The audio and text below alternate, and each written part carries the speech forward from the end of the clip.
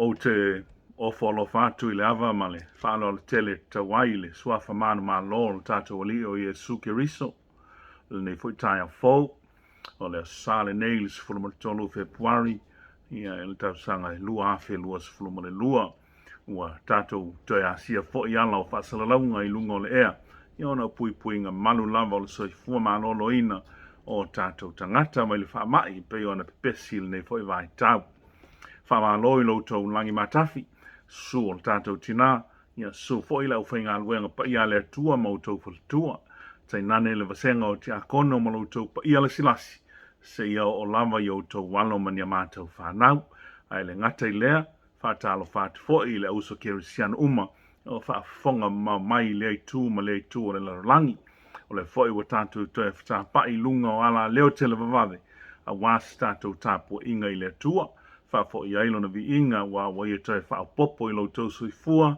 ma so mātou ola tatou te wha wawe pēr le tatou wala wina I le ora nei wha talo wha apitoa atu fo I tatou matua tausi ma malu I tatou ta mam tina mātua ia te nane fo I nisi o ngotia I wha tafa ngase o le tino ia po le mafo fau o nisi fo I o whea ngai ma wha noanoanga o na o le motu sia o mafutanga ma mai pele I ala I le wala au o le tatou matai whamalo I Lotu on sai, whawhitai Lotu teliti ngā, whamalo le whatotoa, te nane o Lotu whatuatua, ma le whalango lango pēr I le tua, whamalo sia I pēr I tātou I lona oli moni, mai se lawa I teimi tātou te vai ai.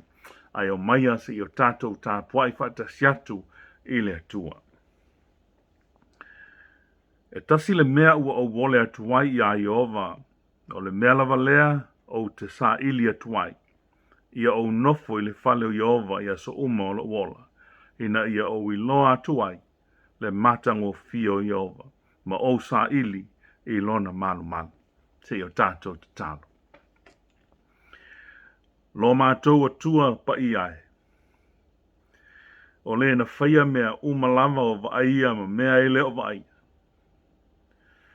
Wa mai whaatasi lau whanau I le nei tae au I o lumai ala le nei tapua inga. Wa mātou whao ngā ina I ala leo tele vavave o le teknolosi.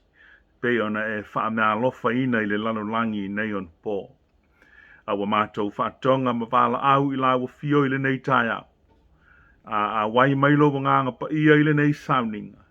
E na nea ai sa mātou tau mu whainga vai. Fio mai oia nganga pa ia e whaatumu I o mātou loto. Ma wina I fole afi o lo nganga pa ia. Wha mui na I o mātou loto mātou te moli mau atuai. I lo mātou le ato toa pe a le au fia whaatasi la o fio I le nei aso. A wai maia e ala ia Iesu lo mātou li I ma lo mātou whaola. Amen. O le ase o tātou vivi I le atua I lona vi inga ua saunia mo I tātou. Le ka le sia whapopitonga Iesu I Samoa mai mangela.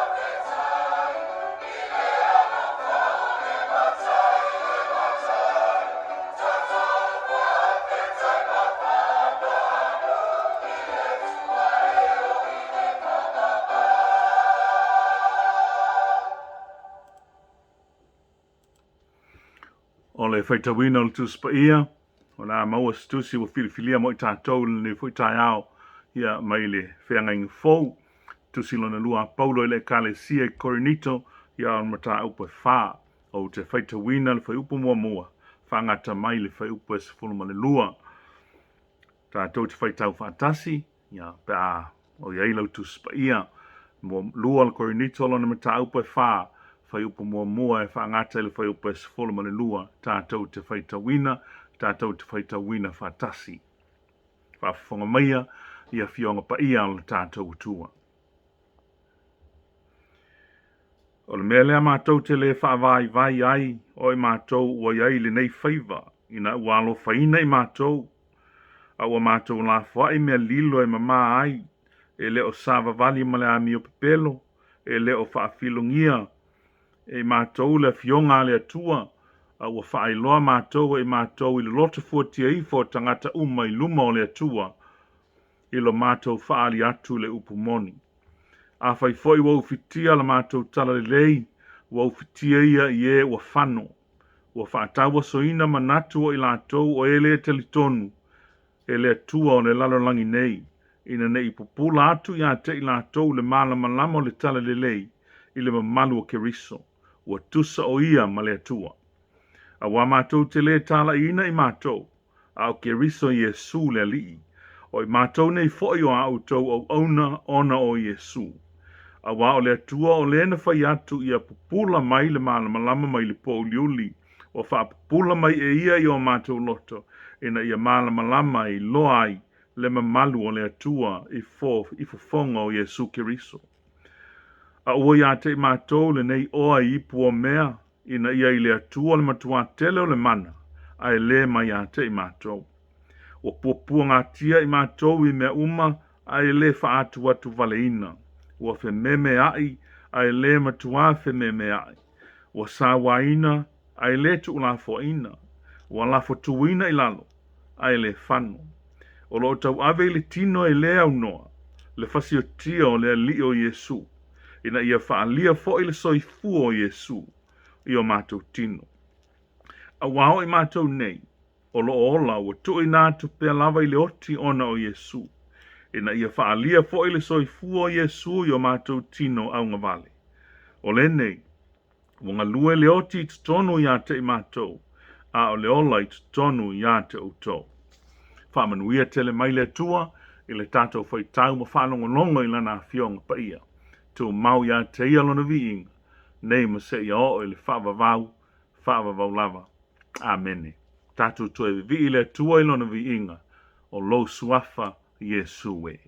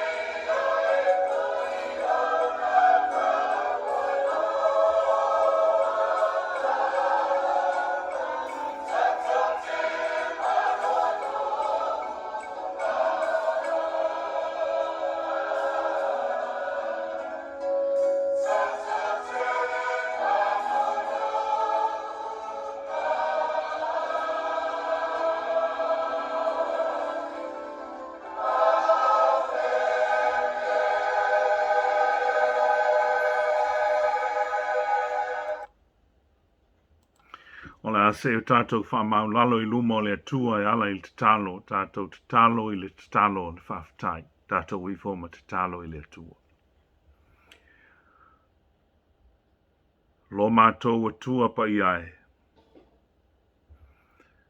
I le mai Yesu ke riso le ali I whaola.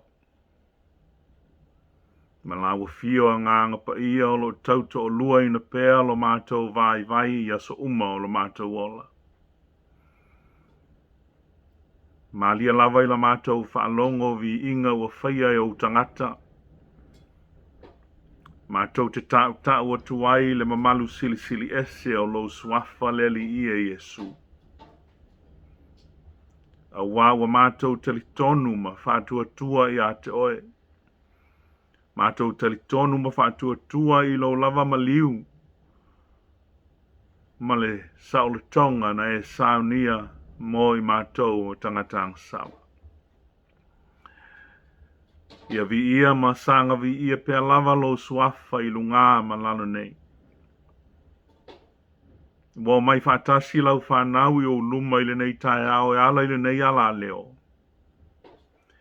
Ina ia mātou tāpua I atu I a te oe. Ma momoli atu I o luma le anganga whaafitai mai le loto I le taele o mātou nganga.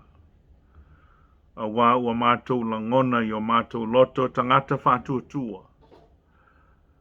Le fia ma le oli moni mai a te oe lo mātou mtai. Nei foi wa e whaial nei as fau. Wa e whangu ai I mātou le mātou mtai. Mātou te whaawau se ngā luenga wala awina mo oe lo mātou mtai. A wa e whaia o mātou tangata e a vea mo li mau mo oe le lalolangi nei. Mātou whailo atu la wa fio malo walofa sili ese. Na e whaia ai le tangata. Ma e whaia ai o mātou wala awina taito tasi. Ina ia vea ma mea whai ngā luenga mo oe malau fio. Lo mātou matai, mātou te whawhitai lau fio I le nei tai au fau. E o ina langi a le nei tū o lo mātou o tunu. Matangi malolosi ua whapenao na a fia ai I mātou. Ai mātou te langona le pai mai pēa o lo mawhanawhana. Mawhanawhana ai o mātou loto ma o mātou mawhawhau. E uina whaatau ngā ina o mātou tino I le ola nei whaamai ma mea I tupu. Ai le o a whaina ai lo mātou wola whātua tua I tonu. A wā ua malu I lau pui ngā malu I a te mātou. Mātou whawhitai I lau tau singa ia wala ese. Ia e mai se lava I le mautinoa o lo whaatasi mai. I taimi uma o lo mātou wola. E uina whesoa ina lo mātou whai ngā malanga I le amatanga nei fwoi tau sanga. A ua mātou I loa mautinoa le atua I te leo tu la fo ina lava I mātou. Mātou whawhitai ono nei fwoi awa noa I le nei tai au. Wheilo I ai lau whanau I o luma. O no whai te tenga lava o wha mai pisi. Ina nei a whaina ai le soi fua malolo ina o tangata. Ai mātou te mautinoa e ala I lo mātou whātuatua. Ono e si o mia pēa I mātou tai toa tasi o lau whanau. A wā o ia te oe le pule ma le mana. E ave sea ai ma pui ai o mātou ola. Mai mea te tupu I le ola nei. E maise o mea ia whaina ai lo mātou ola malolo ina. E maise lava o mātou loto ma nganga. E au lava ina mawhanawhana. E au lava ina le lei mo oe. Na ia whapa ia ina mo lawa fio lo mātou matai, e te fio tū mau ai. Mātou whawhitai leo le fau, ma le malos fau e wha ili nei fwoi tai au fau. Ua wha wau ai so mātou ngā luenga mo li mau mo lawa fio malo fina ngalo. Mātou whawhitai a wala ese o le ala mai o lo walofa. Ua sa saa mai ia te I mātou ma lau whana uma. Mai le nofo a li o lo walofa tu noa le tua.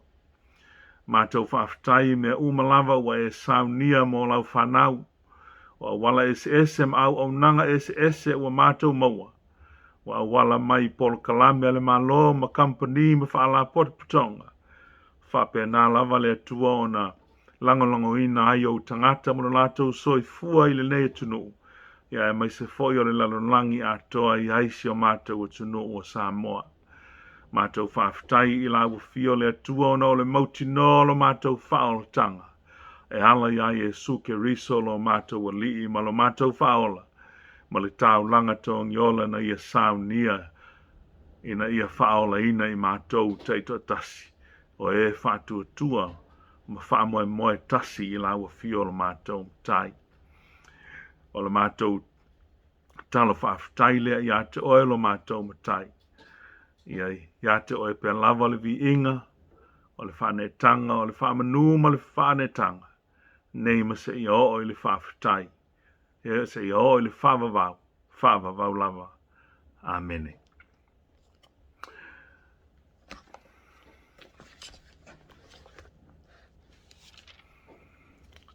Ia o se whasoa whaleanganga mo I tātou le nei fuitai a fau. Pe o na lautongi ai le tusiwa. Sa whaitawina mo I tātou mai le whianga inga fau. Tusi a apostolo Paulo I le kalesia Korinito lan tusilo na lua le mata upe wha. Ia ma whai upu es tasi o le sifulma le lua e pe on tātou whaitawina.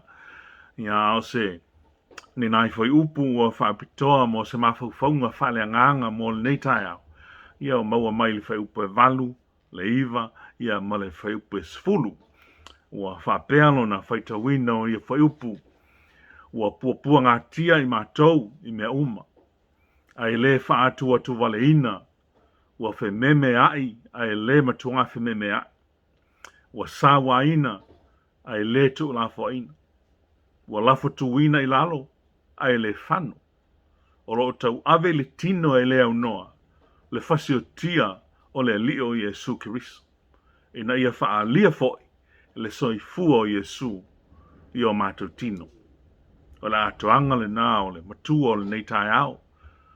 Ia wha mailona whaita wina wha le ile le ngana peritania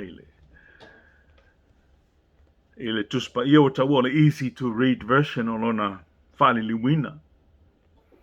Whai maile wha peritania ina. We have troubles all around us, but we are not defeated.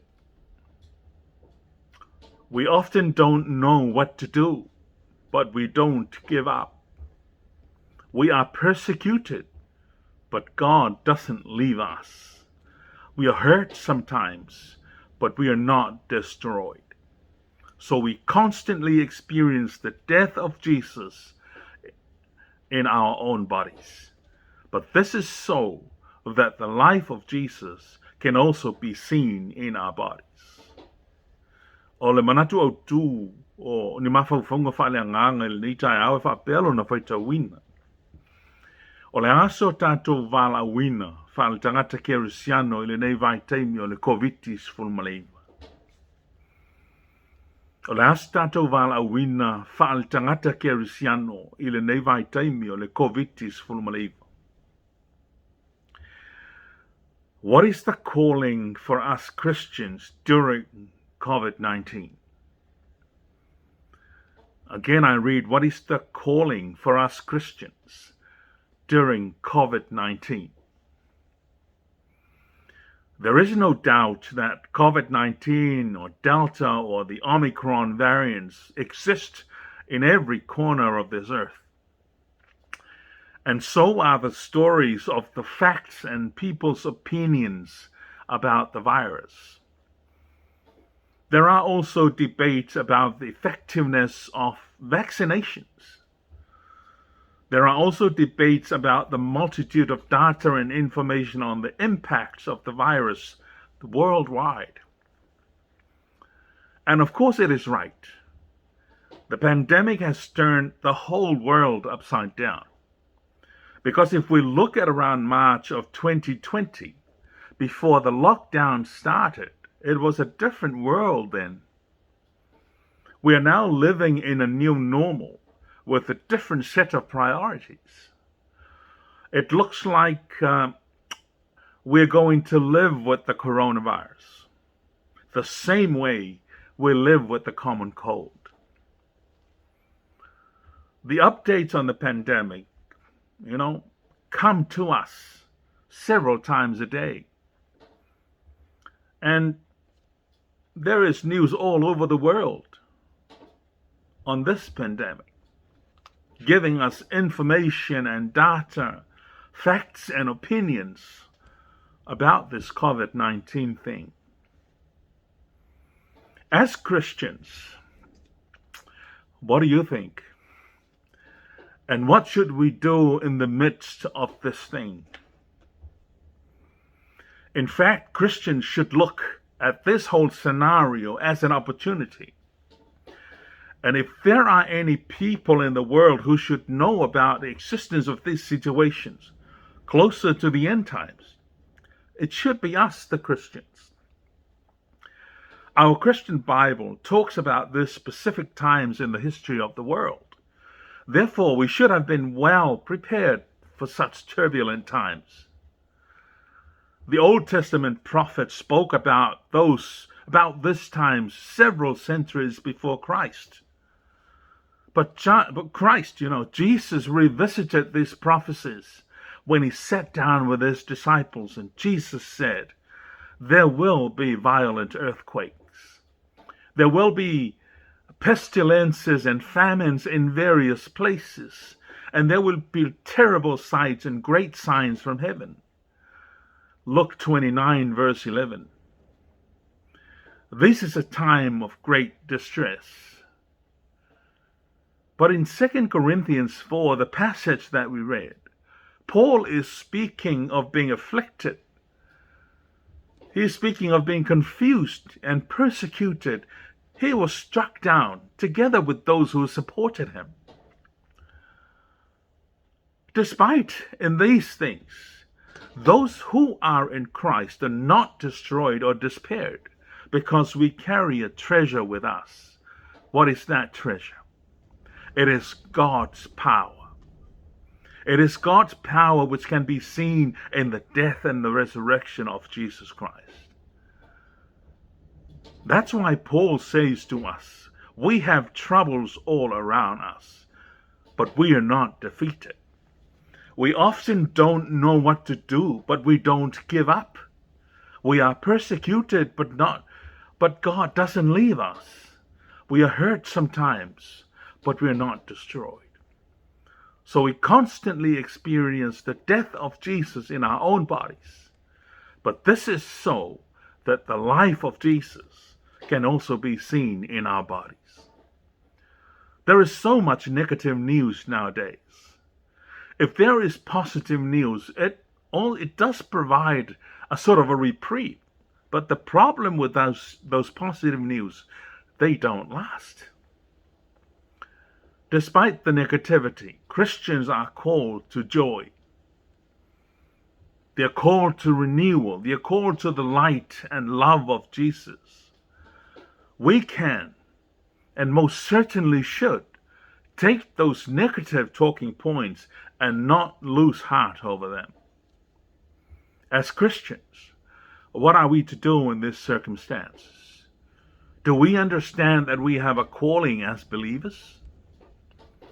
As believers, how do we look at these disasters the whole wide world is facing now? The truth of the matter is, whatever life throws at us, they're only momentary. They're only temporary. They're only small things if we compare them with the eternal weight of the glory of God awaiting us. In other words, the end justifies the means for those in Christ.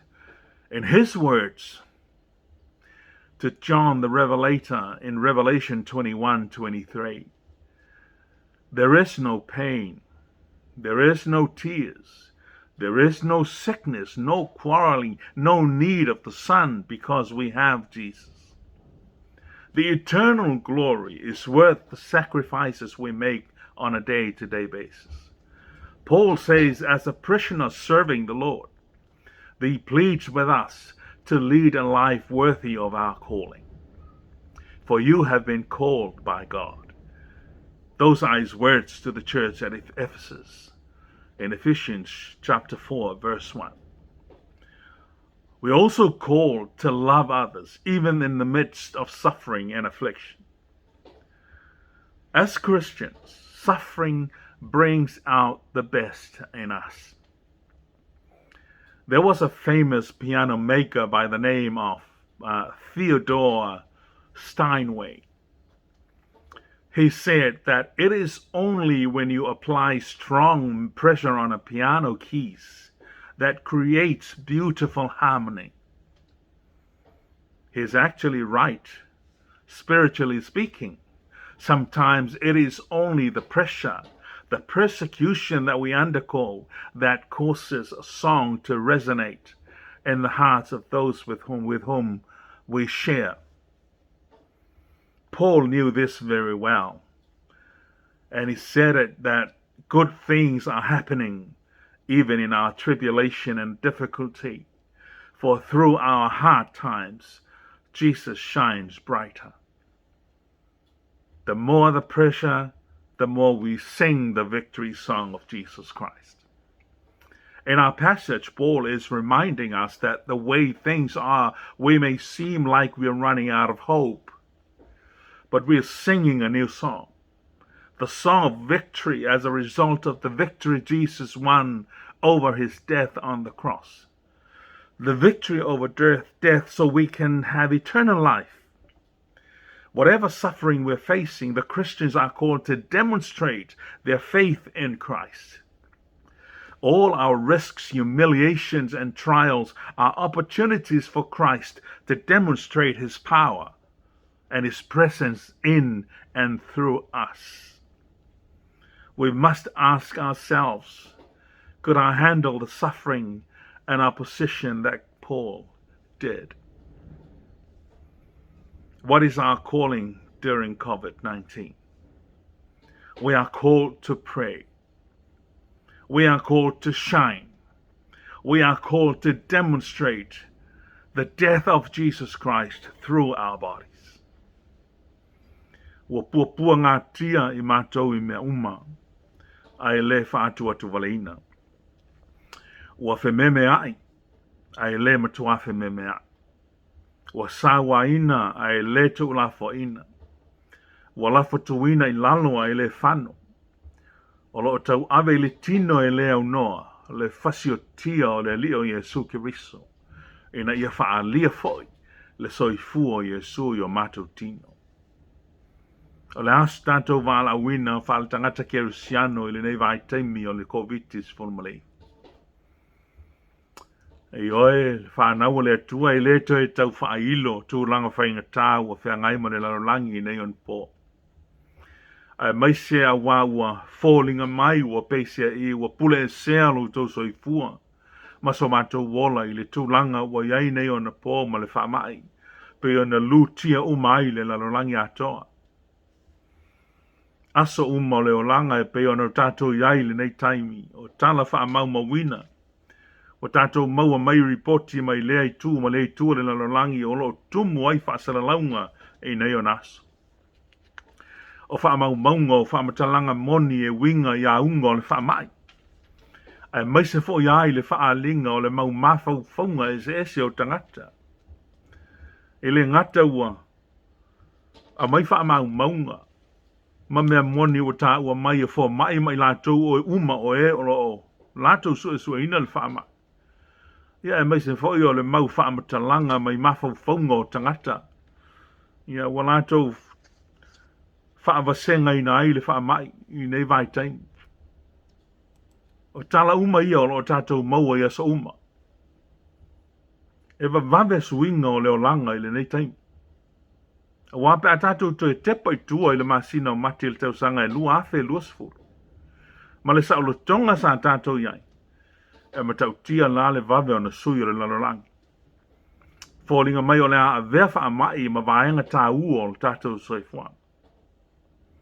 Ai o le ase mawhau whaunga iai wha tangata kia risiano I tūlanga ua o tātou. O le ase tātou wala au lia wha tangata kia risiano I le neva I taimi o le COVID-19 fulmani. O le mea monia, o nei mea o tupu mai. O se tasio awa noa wha auro mo le tangata talitonu.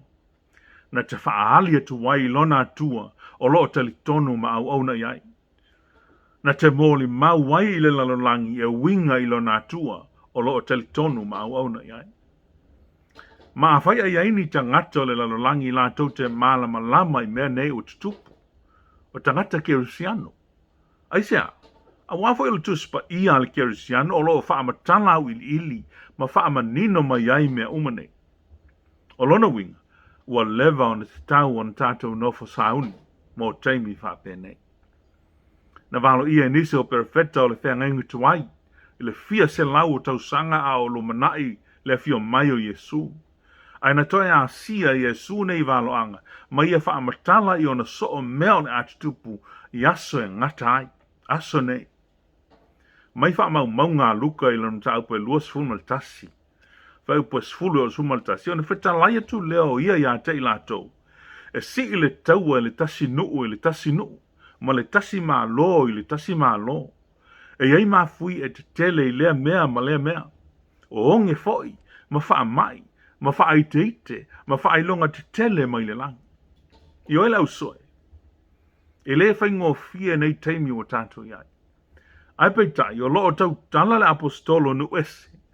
I mea o iai le popua ngatia, i mea o iai le whememe ai, i mea o iai le sawaina o tangata o le atua i le nei vaitai. Maisi ale lalo langi nei o na pō.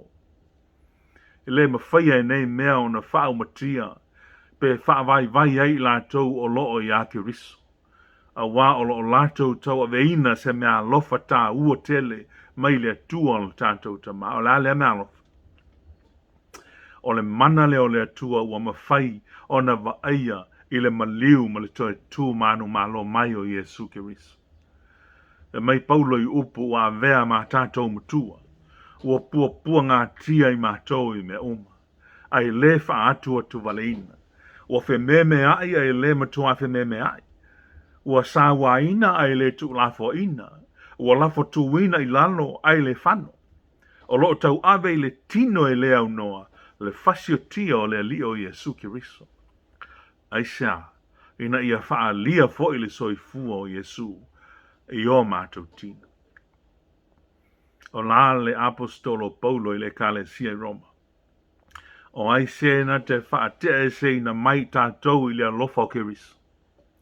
O le pua ngā ea, po le atua tu vale, po le sawa, po le onge, po le lava lava, po le pangatia, po le pelu. Au a tātou manu māloa i nei me o na uia ua alofa mai i a te tātou. A wā o mautinoa, po o mea i nei o na po. I le mawhai e le oti po o le ola.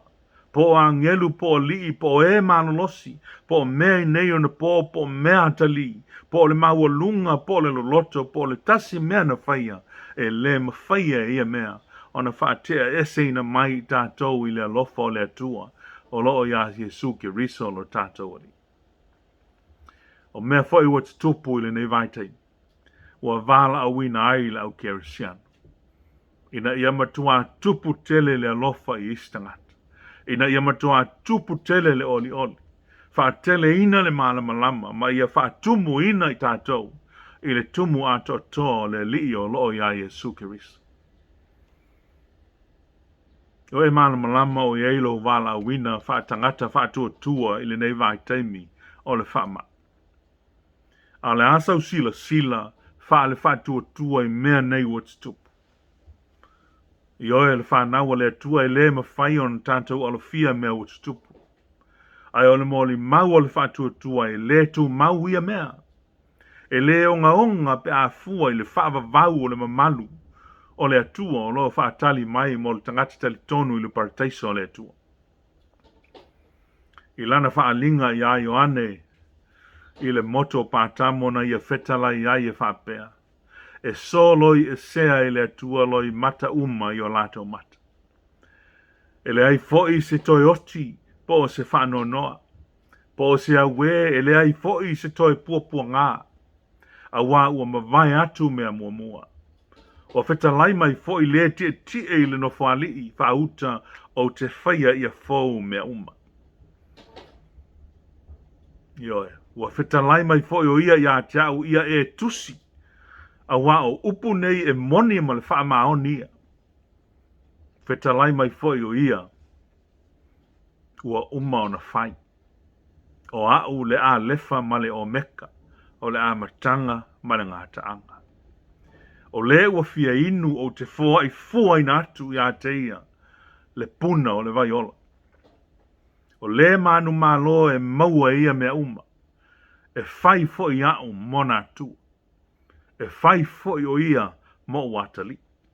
A o e loto vai ma e le whanong, ma e fai mea ino sia, ma e fasioti tangata, ma e fai taanga, ma e whaatau laitu, ma e ifo i tupua a toa ma e tala pepelo uma, e fai o lato tofi le lepa e mui le afi, ma le te yo, o le oti whandua.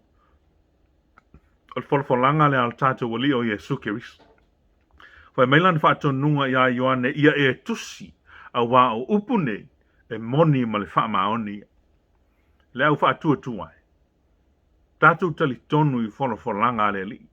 A wā e wha maoni ma tonu mea wa ia whetalaia mai. O le tātou wāla a wina fo il nā. Wāla a wina ina ia talia ma le anganga whaapitai. E uina puapua ngā tia i tātou. Fai mai Jesu o fai atu ne mea ia te utou ina i outou maua le manuia o ia tea. E maua fo i outou le puapua ngai le lalolang. A i outou loto te tele wa o manu maloi le lalolang. O fautua mai fo i la apostolo Paulo ina ia tātou whaatau ina lo tātou wala wina e pei fo i o ia. O na uputi mai i le ekalesia i Efeso na ia fai atu a ia whapea. O le nei, o au o le wanono tia ona o le ali.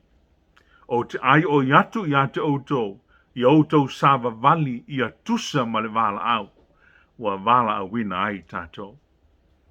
Wa vala a wina i tātou ina i tātou wala lo fatu isi. Mai se i lātou e olo puapua ngā tia i mawhatianga ma puapua ngā i le nei vai tau. O wala wina fo i tātou ina i tātou tālo sia i lātou olo ngā lua i ngā luenga tāua. Essential work. A wale pui o tātou tangata mai le whamai. Whapea fo i tonga fitinga i lātou e wa fia i le whamai. Tātou te tālo fo i mo i lātou olo ngā lua i whaloloa. Whapea fo i awe ta vale o lo lātou whelaua ia le atunuu mai lātou o lo whelaua ina uta ina ia whaaua upea o na maua e tangata uma mea ai mo lo lātou soifua ia so uma. Tangata uma ia o lo lamatia pea o lātou soifua i taimi uma. E au ai tātou o tangata whaatuatua o na tālo sia o lātou tiute ma whaiva a o lātou o angatu e tautua le atunuu. E aise tangata lawi loa lava ile. Whaiva le nei o le fausia ino piano. O lona ingoa o Theodore Steinway. Whai mailana mōrima.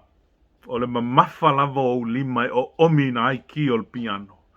O le atili e voi lea o na matango fia o le leo se pese e ta ina mai. Matango fia i le whanongolong. O le mamafa lava o lima o omi ai ole ma nei fo i leo le pese il whanongolong. Sau mai leo o lo whape nao na nā tia i tonu o le piano.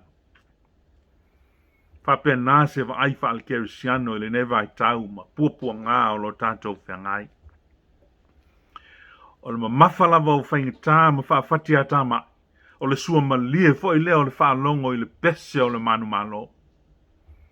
O le tātou manu malo o no le maliu o le tātou wali o Jesu whaola. Manu malo na ua whaola ina i tātou e ala ilon soifua pa ia. O la paulo i le kale sia i Roma ua tātou manu malo a iai nei mea uma. O no ia ua lofa mai a te tātou. Po le a lava la le mamafa mai o le lalolangi ma na whainga ia te tātou. Wa vala a wina lau kerisiano. E ala ilo na manu malo. Maila matua. Puapua ngā tia i mātou. I mea uma ai le wha atua tu waleina. Ua whememe ai ai le matua whememe ai. Ua sawa ina ai le tu lafo ina. ua lafo tuina I lalo a ele whano, o lo tau ave I o mātou tino e leo noa, le fasio tia o le li o Yesu Kiriso, ina ia faa lia fo le soifua o Yesu I o mātou tino. Le au kerisianoe, nei tai au, ma le tātou maftang. I le whaingo fia le tāwala win. Le angai te tau o na tau aveina I o tātou tino e leo noa, le fasio tia po le maliu o le li o Yesu Kiriso. Ma ia faa lia le soifua o Yesu I o tātou tino. O lona win, e ao ina puapua ngā tia ina I tātou tino. E le ngata tātou te tau aveina ai le maliu o Yesu, a ia faa iloa fo I o tātou tino, le soifua pa ia o le tātou wali o Yesu Kiriso. Lona winga, e ao ina faa pa ia ina o tātou tino. E maise I o tātou loto maanganga. O le tātou wala awina fo ili nā, faa le tangata faa tuatua. E maise ili nei vai tau, tātou whea ngai, ma le faa mai. I le suafa mamalu o Yesu Kiriso. Amen. Se I o tātou te talo. Le atua manae. Manino lavalo fitalai mai le nei tai au e ala I lau fionga pa ia. Ma mau ua mātou au maia I le nei tai au. Wha amatala ai a tili, lo alofa, ma lo wha maon. Wala au lia foi mātou o tangata kerisiano, I se wala au lia e mo I e whaingatā. Ai o se wala au lia tāua. Ina ia avea ai I mātou o tangata e whaaali atuai. Le soifua pa ia o le li o Yesu Kiriso I o mātou tino. Ai le ngata I lea o mātou loto ma o mātou nganga. Ai pei tai le atua pa I ai. Tele lava ina mātou le wha maoni I lo lava wala awino I mātou. A wawa le mawhai ona susulu atu lo soifua pa ia Yesu Kiriso. E alai au nanga wa mātou whaia. A wawa mātou whaia male le wha maoni. O a mātou whaia male le loto iai. A whai foi wa mātou whaia. Wa whaia na o na mātou whātau nu. Ai pei tai le atua. O lo lava fina ngalo pa ia. Ina ia mātou whaali atu la ua fio. E ala ilo mātou wala wina. I le tino o le mawhau whau o le loto ma le anganga. Ina ia mātou whaailoa manino atu wai I le lalolangi. Le pa ia sili sili ese o la ua fio lo mātou matai. O le na e wala wina I mātou. Ina ia whai ma moli mau mo oi le lalolangi nei. Le tua se ia e wha maa ngalo mai I mātou. I lo mātou le wha maoni. I lo mātou paie. Ma lo mātou whātamala. Mātou te whātaunu winai. Le wala wina pa ia o I mātou e lawa fio lo mātou matai. Mātou musua I nisi o taimi. Mātou te tatalo matalo sia I lātou. O e o lo sawa ina. O I lātou o e o lo popua ngatia I le nei vai taimi ona o le whaamai. Atoa fo I manisi o popua ngā o lo afi ai. O lātou soifua ma o lātou ola I le tino. O le mawhau whau. Ia e mai se fo I o loto mā nganga. Ua pupu o mātou lima e. E feso asoani. Ua mātou le avatu ia I lātou. Mea e ao ina o mātou whaia. O mātou o tangata taritonu ma tangata whātuatua. Ua mātou le whaia. Ua o tele ina mātou walo lofa lava. I mātou na o I mātou. Le atua lo mātou tamai. O lena e wala uina I mātou e ala I lo suafa pa ia. Ina ia whaapa ia ina o mātou tangata. A wā apa ia I mātou e pe ona pa ia le soifua o Yesu. Ona mātou whaia le e pe ona ia finangalo ai. Ona mātou whaia le e pe ona ia whaia. E le I alo lo mātou wali I le sātauro. I puapua ngā ma whaingitana whea ngai maia. Ona olona nau tai malo nā lofa. Ina ia maua I mātou o tangata sala.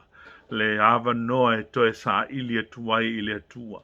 ina ia maua lo mātou whaola ina, whamangalo ina o angasala. Ina ia maua le tau ami o tono ina o i mātou, ma whai ai o na mātou tutu i o luma. Lea tuai, mātou whātou ese i lau fio, o na o angasala ma mea se wa mātou whai ai aso uma. E a fua ili, mafutanga mātua ma whanau i tonu o ainga. Ia e mai se foi so o se mafutanga ua mātou whaia, tonu a o onga mga aluenga, ia e mai se foi o mafutanga i tonu o e kālesia, wa le ato atoa ai sa mātou pito la au, a ua mātou whatamala. Le tuolo mātou matai, a vea ia o le toto pa io Yesu Kiriso na whaamalingi ina i lungo le sātauru, e whaama mai na ai i mātou. A ua mātou ole mavala au i ate oe nei tai au. Mātou tui na atu i la ua fio le lalolangi ia ma pua ngā e peo na iai le nei fo i vaitau. Ua mātou mautinoa, o mea uma ia ua mātou vaia, o mea ua uma ona valo ia mai e la ua fionga pa ia.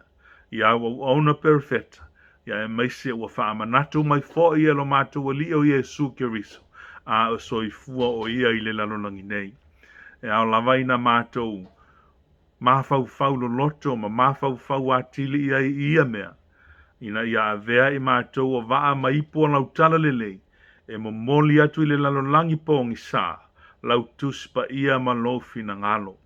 Le atua mātou whaata mala i nei mea uma a ua mātou wala au i lau fio se i e fesoso ani mai. Se i e whamanuia i ate i mātou ma lau wala a wino i mātou, e maise o i nei vai tau. Ia vea aio i mātou o tangata kerusiano e whaali atu i lau fio i le lalolangi, le sili ese o lau fio. Tau a veina pea i o mātou tino le maliu o Yesu Kiriso lo mātou wali. Ina ia whaalia i o mātou o langa. Le alama mea lofa tā ua na e fua i mai mo i mātou. Mātou tatalo se i e whamanuia i a inga taitasi le mafutanga mātua ma whanau. Ia vea lava o mātou a inga ia mafutanga uma. Ia ma sio manga. Ia e whaafai lele ai le alofa. E na o moli atuai i istangata. Ai a mata mai i o mātou a inga. O na mātou maua i le lava alofa le atua. Le whaia o mātou tangata ma auna. Ia mai mātou o e. Ua talitonu ma fola ina lau tala lelei. Ina ia whai mātou ma moli mauola mo oelo mātou wali. Whaalia i o mātou o langa le atua. Le mamalu sili ese o la fio. Le nei foi vai tau ma puinga o le whamai. Ua mafua ai o na mātou whaonga ina ala leo ma ala ata. Ia mātou Sauniga, le atuai. Ia o puinga lava o lau lava finangalo. Ia mātou māta ala i mea uma. Ina ia mātou mauai le saonga le mu. Mātou tatalo whapitoa le atua mo mātou tamama tina mātutua. Ila mai se lava ila tau e o maua i ngase o le tino. Ia lango nga le muina e lau fio o latou whaatafa ngase. Mātou tatalo fo i mo lau whanau whaatuatua i lau e kālesia. A fua mai lava i maunga titele se i o i maunga iti. Ia iai au whaamanuianga i ate i latou. Whai lele ma pepe fou. Ia latou maua le whaamanuianga mai ate. O i lau tau singa i au awalofa. Fo ai o latou lima mai mātou uma i au tangata. Le tamau a inga e tau si ai whanau. Ma ia whapena o na mātou i loa ai. Ia le alofa tele mai o oelo mātou tua. Le tua lo mātou matai mātou talo i te whamanuia i lau fionga pa ia sa mātou whaita wina. Whapena whaiona e whamanuia i lau upu sa mātou tau talangia ma mawhau. Ina ia mātou maua lava. Ia o ni a o onga. Ia e te pue ai o mātou wola nei foi vai tau a vea ma toa tu ngā. Ia whaamai peo na tutupu. Ia mātou maua pea le file mu. Ia ua mōli mau mai ia lau au ona apostolo.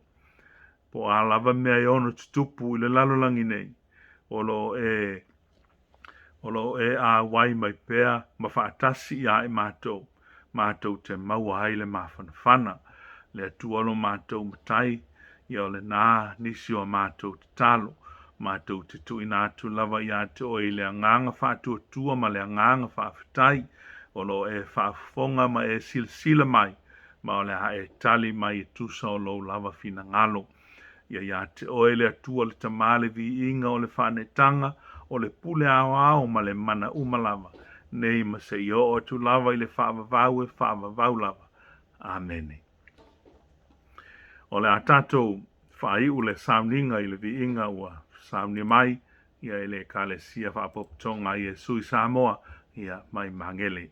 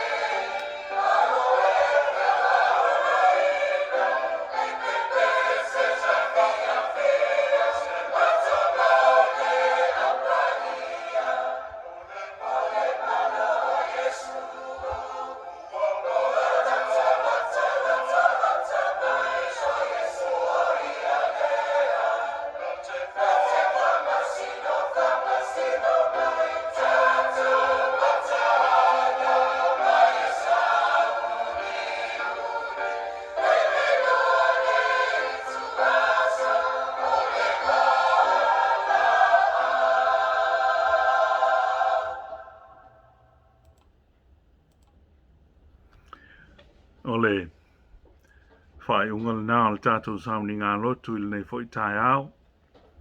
Aia tāla sia i le nganga o le atua e awai mai i a te tātou uma i le nei aso. Tātou maua se aso file mu ia e ui i whale tonu o lo i aile tau i le nei fwoi tai au. Ia e tātou te mautinoa i le tūla fwoi na lama i tātou o le tātou li o Jesu Keriso.